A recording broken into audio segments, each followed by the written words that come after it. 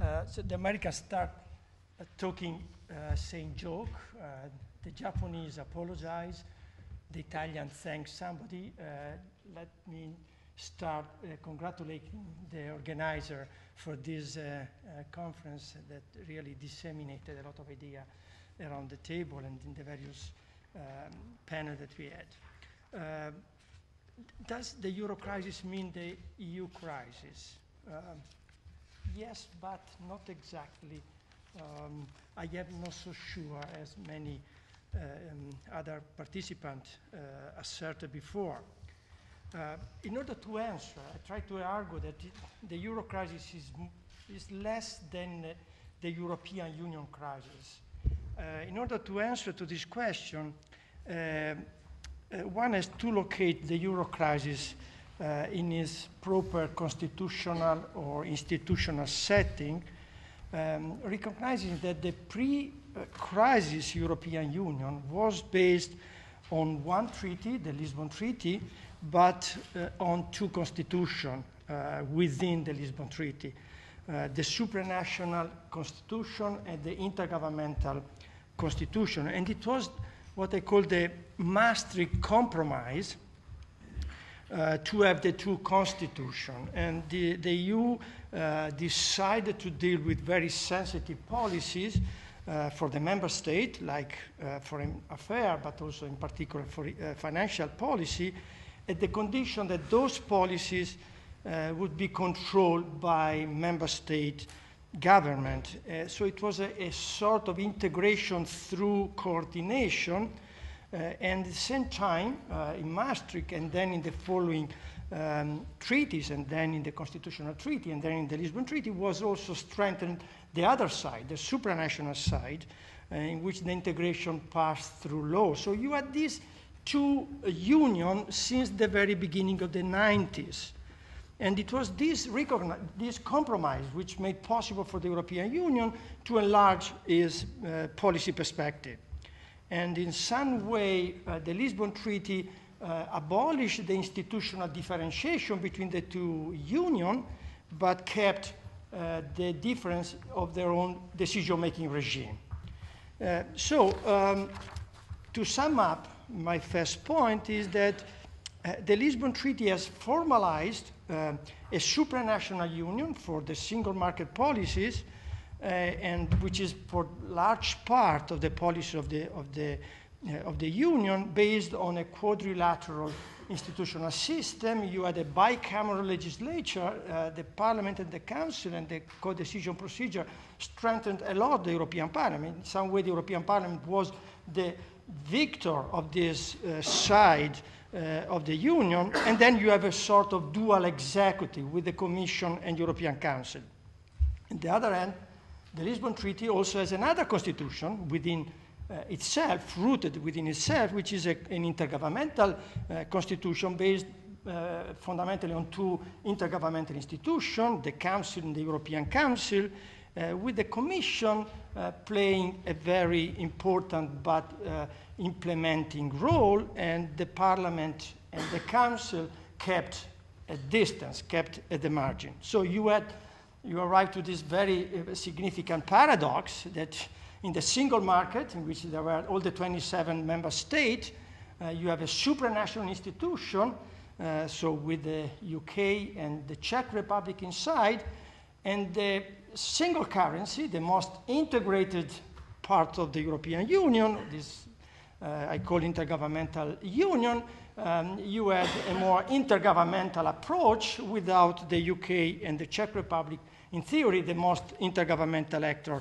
of the union. So it seems to me, second point, that it was clearly wrong to argue that the EU was unprepared to deal with the financial crisis when the euro came close to the collapse in few of the Eurozone member states. On the contrary, the EU could rely on a very clear crisis management regime consciously set up since the 1992 for dealing with financial issues. Not only, this intergovernmental union has also been justified as the only plausible union for advancing on the road of integration after the 2005 debacle of the Constitutional Treaty. A huge literature on the new mode of governance has given a very sophisticated interpretation of integration through coordination, open method of coordination, benchmarking, socialization, and so forth. So you had this convergence of the political reality of the Lisbon Treaty and of the constitutional basis of the Union, the intergovernmental and the supranational, and also the elaboration of a sort of quasi-paraconstitutional theory that I call new mode of governance. At the same time, after 2005, you have another very important factor, a sort of intergovernmental political configuration took place in the continent with the 2007 success of Sarkozy, the 2009 new German government led by Merkel, with the 2008 Berlusconi government in Italy. So in this intergovernmental constitution, so it's not just a sample, let's say, area left to be decided. This was a clear decision taken since Maastricht and then accepted and then respected and then institutionalized till 2009.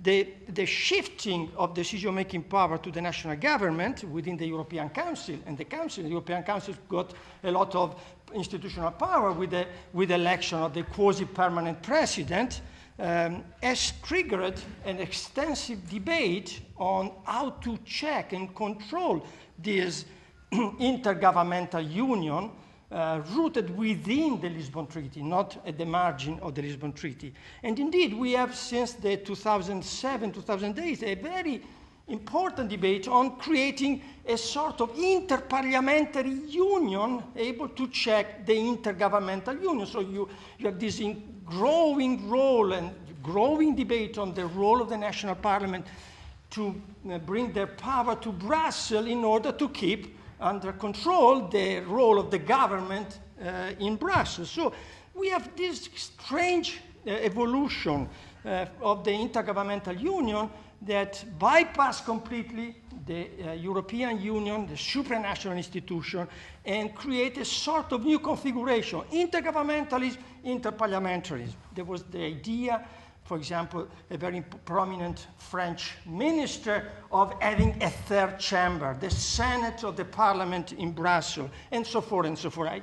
If you want the quote, I can do that. So on the basis of this new governance style of the EU and the EU studies, there was probably, I guess, an idea of a sui generis idea or theory of the European Union, which is always there, at least to my view. So it is always there. It is always the idea that we are different, that this is a different experiment. It's a sort of a sui generis view, and the equilibrium should be between national government and national parliament, because there is the basis of legitimacy. So I go to explain my argument. When the crisis started, there was exactly in place the instrument for dealing with the crisis. So you had there the intergovernmental union that was thought for dealing with financial issues. But the intergovernmental union has not worked as expected. And it was unable to deal with the crisis as many expected. The intergovernmental decision arrived too late, they were too little, and in some way they lacked continuously the necessary legitimacy for being accepted by the affected citizen. So, not only, but we had a very strange development. The intergovernmental decision have increased the degree of centralization, of selective centralization in Brussels.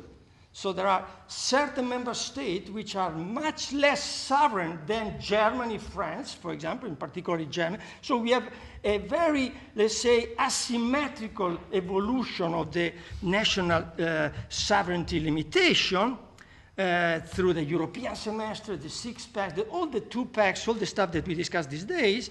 But And this centralization probably went much beyond the federal standard without any check in terms of legitimacy. So I am not, I understand that what Hans-Peter and others said, that people in Athens or in Rome or in Madrid reacted against Angela Merkel and not reacted against Van Rompuy or Barroso. So it was because within an intergovernmental structure, you have inevitably the formation of a hierarchy of power. So you have a sort of new tendency to create neo-colonial relations within Europe, which is exactly the opposite of what Europe should be, or it was at the very beginning.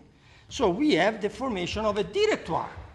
And it is not, I am not against Europe as such, but I am against the intergovernmental Europe within which certain governments matter much more than other governments. So here is the puzzle. These puzzles cannot be resolved, in my view, through another thickering of the intergovernmental union. We have to face the reality and to call the things with their own names. This intergovernmental union cannot work because this intergovernmental union creates disparities within the union, place one group of people against another group of people, create a game competition between governments. So the idea that the sui generis European Union can resolve the problem that the Constitutional Treaty was unable to resolve is an idea that should be called into question. Thanks. Thank you.